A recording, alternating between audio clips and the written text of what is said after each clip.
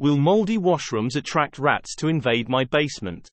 I'm concerned about a possible rat infestation in my basement, as I haven't been there since August 30, 2023.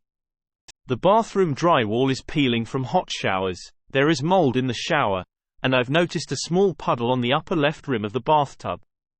Is there a chance of rodents invading my basement?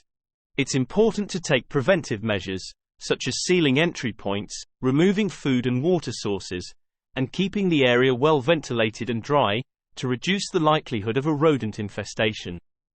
Question from user Tony Littles at Stack Exchange. Answer: no, mold in and of itself doesn't attract rats. A sheltered area might. If you're concerned about an infestation, you should probably investigate and, based on your results, take action. That might involve a solution or professionals. Answer from user Aloysius Defenestrate at Stack Exchange.